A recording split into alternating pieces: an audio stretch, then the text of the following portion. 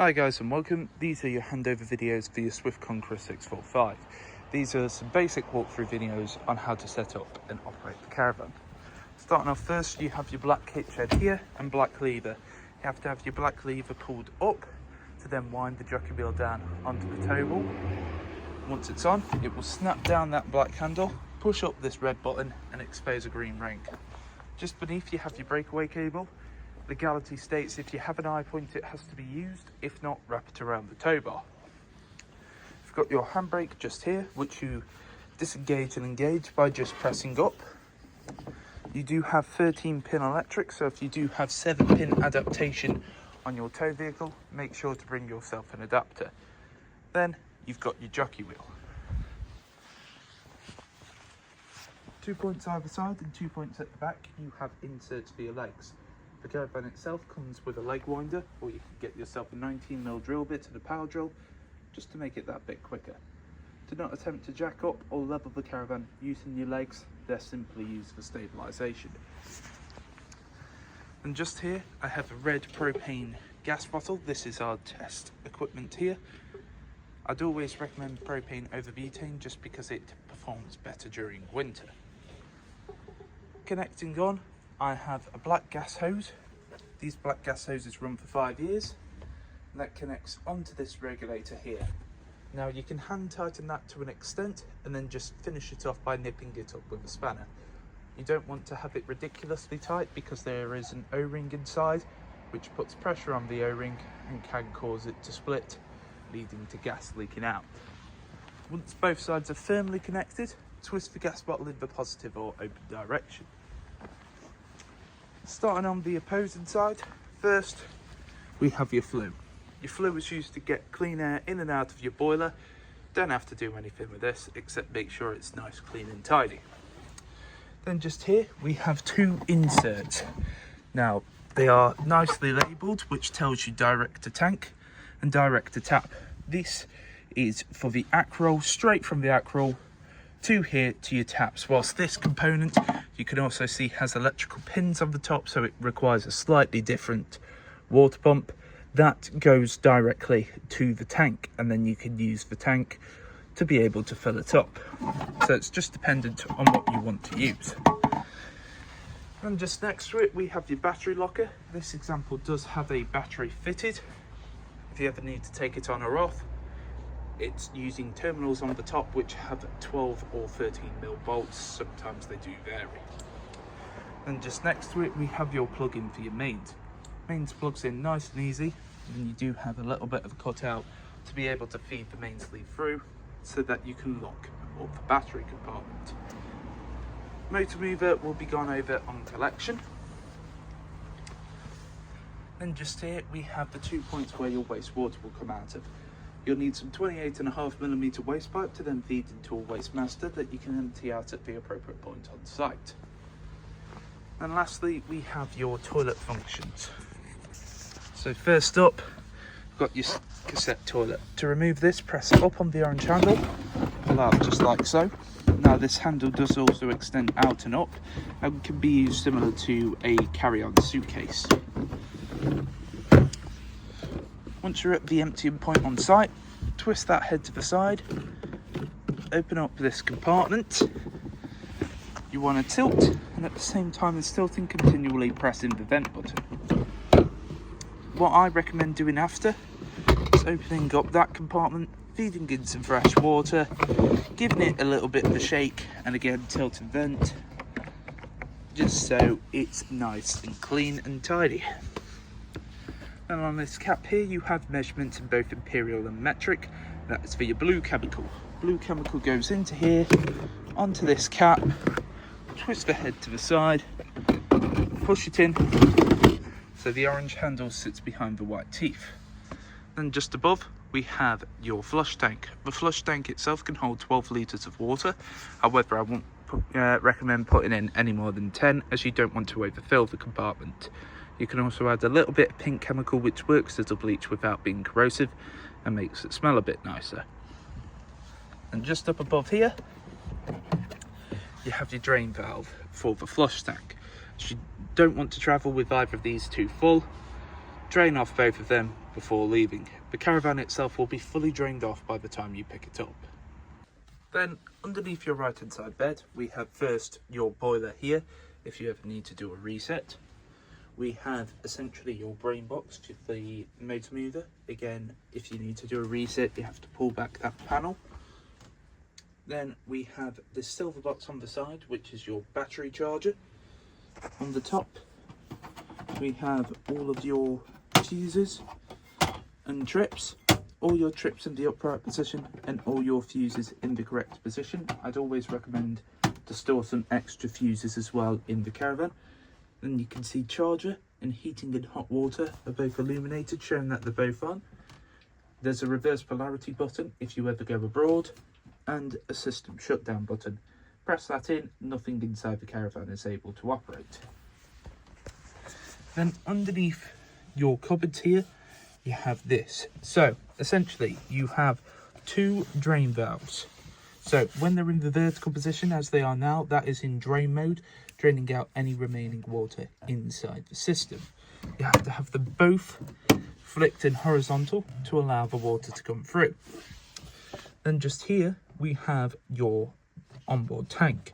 So if you want to use the internal tank supply, you have to flick this down like so. So what that's allowing to do now is allowing the water to be drawn from outside into the tank, and then it can be pressed across the system. However, if you want to use external supply, so straight from the Conqueror, you switch that back there. Then if you want to drain off the system completely for both the onboard tank and the boiler itself, have both of them flicked up and that to the side. Now there is a little diagram here as well with a bit of information if you ever forget. Then just here we have your main control panel. So you've got your on and off button just here. Naturally it will go to this green screen when it's not being interacted with. However, there is a sensor to be able to flick it up and show what's going on. So it shows you the current voltage that is coming into the caravan. Now when you're plugged into mains, that will be the amounts coming from the mains lead. When you only have your battery on, that will be a representation of the amount from the battery. I've got heater settings here, fridge settings, system settings. The Sergeant system tells me that the leisure battery is good. No vehicle battery fitted, however there will always be a reading for that. Solar to the devices, so it's a bit of a horrible day, so you're not going to get a ridiculous amount. Select battery, tank fill off, and when you want the tank fill on, you press in on here and it will say on and come up with a little button there showing you that the tank's beginning to fill from the Conqueror to the tank using the correct pin slot. And then you've got AC limit and internal temperature. You then have your two internal lights here. So you've got your top ones there and your other little 12 volt lights as well. You then have your pump button just here. So when you press that in, a blue light will come on. And what you have to do is essentially wait about 2 to 3 minutes, come over to your taps and open up on both hot and cold. Now with regard to outside, because there's two ports, you can see that this one is for your onboard tank because of the electrical pins. And this one is straight from the Conqueror to the actual part. It's just dependent on what you want to use. So you've got internal lights, pump, and then a few different selection bits just here. And just here we have your Alder system. So you turn on using this button, it will flash up and go to its menu, which shows you the current internal temperature, which it has down as 11.5 degrees. It will slightly differ to this panel. Press menu and it comes to this screen here. So first up, I had the thermometer in the house. That is for the internal temperature of the caravan that I desire. Whatever it sets to, it will get to that temperature within an hour, and it goes up and down in 0.5. You can also press and hold it as well. Next up, we have the water temperature. So the water temperature is currently off. I can have it midway, which will get the water temperature to around about 40 or 50 degrees, or I can have it on full. Full will prioritise the water heat over the heating of the actual caravan for around about an hour, and then drop it back down to midway. So it will get it to a temperature of about 60 to 70 degrees and then drop it back down. Next, we have your power source. So you can either have 1, 2 or 3 kilowatts of mains coming into the caravan, or a mixture with gas and 1, 2 and 3. Now, do be aware that some sites do not have the capacity for 3 kilowatts, especially if they're rather busy. Then you have some additional settings just here. If you'd like to have a look inside your book pack to see what these represent, as we have set this panel to what we believe is the most user-friendly to use. Press back there. Now naturally as well, this screen will fade off just so it doesn't disturb you whilst you sleep, similar to this. However, that green LED will stay there just to tell you that it is on. However, to turn it off, press in, no more LED, turns it off. Then just here we have your hob, grill and oven. So all of this operates on gas minus the electric plate. For the electric plate, just spin it to whatever gas mark you want and it will get to temperature. You have an LED there to tell you that it's been on and active. Everything else you have to press in on the dial, twist it to the side and press the ignite button, which is this one here. You also have a little light button for the oven there as well. Now with regards to this, it may be a case that all of these will light and then cut off when you first come to use it. That's just the gas making its way through its system. So just relight everything. This is what it looks like when they're all lit. As you can see, all your flames nice and lit. Turn it back to the central position and turns it off. Then it's the same concepts for your grill and oven. So for the grill, you have to have it pressed in on one side, the oven for the oven side. So this is the grill. I meant this dial, sorry. So you have that one pressed in, twisted to the side, and as you can see, the grill on there, nice and lit. And then the same for the oven. And as you can see at the bottom there, your oven's nice and lit. Turn that off. Only other real thing to note, you need to travel with this glass sheet down, but don't put it down until all of these burners are cold to the touch. You can travel with your gas hose on, but ensure that the gas bottle is off.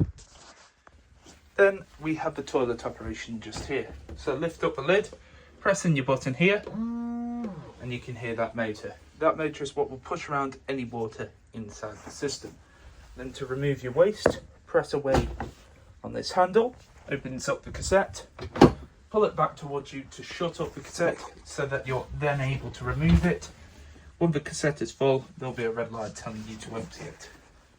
Then here we have your fridge operation. So this turns on using this button just here, and then you have a couple of different choices for source. So you've either got 13 pin electric, that is not your leisure battery, that is 13 pin. You have your gas here, which I'm currently set on, mains or auto. Auto will automatically switch to what the fridge thinks is the best source to use. To change the source, you press in on this button, so press it once, goes to mains, press again, goes to auto, and auto chooses mains as its best source. Now when I press this again, it's going to go over to the 13 pin and you'll see what it's like with a hazard. So it automatically begins to beep up and tell you that something's wrong. It will also do it on that panel as well. You then have a temperature gauge just here. So this is the amount of power. So 1, 2, 3, 4 or 5. 5 being the most powerful, so it is going to chill it the quickest. And when the fridge is on, as you can see, there's blue lights on. Then to turn this off, press and hold on here. No more LEDs, and you can try with the other buttons no longer working.